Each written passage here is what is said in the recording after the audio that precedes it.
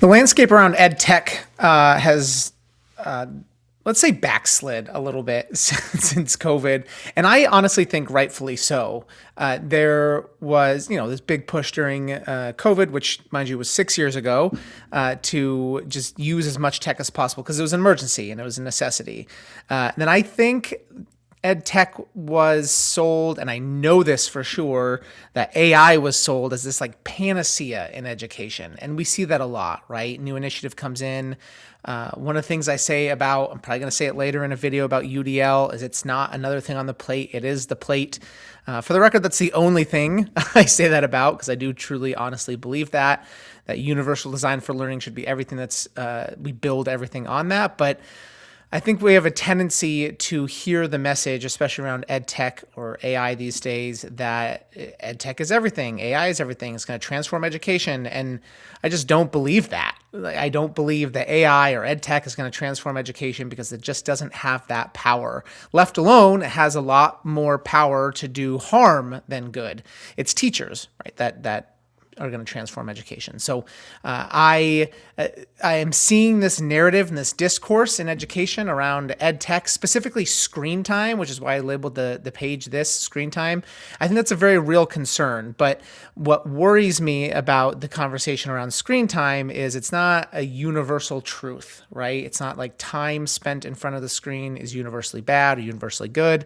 Just like everything else, it's a very gray topic. Depends on what you're doing. Depends on how you're consuming it. If you are interested in learning more about that topic, screen time itself, there's this great book called Unlocked, The Real Science Behind Screen Time and How to Spend It Better by an author named Pete Etchells. Came out relatively recently, within the last couple of years, 2024, maybe 2025. And he does a really good job of digging into the research around screen time, where that narrative comes from. One of my favorite things, I actually have the book open to the page right now, is he references this thing called Brandolini's Law, which states that the amount of energy needed to refute misinformation is orders of magnitude bigger than what is necessary to combat it.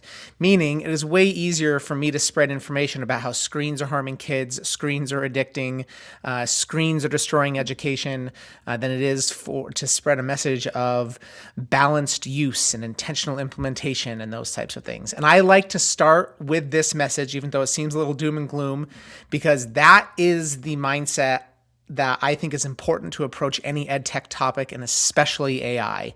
AI will not do anything for your classroom unless you are an intentional, discerning, dedicated teacher. Won't teach for you, won't create great lesson plans for you. It can save you a ton of time. It can open up new doors. It can raise the ceiling and the bar, but not if we are not the ones doing that human interaction. So that being said, take a second to look at these, and I did try to put my thumb on the scale here a little bit, but take a second to look at these discussion prompts here, just those 3 bullet points.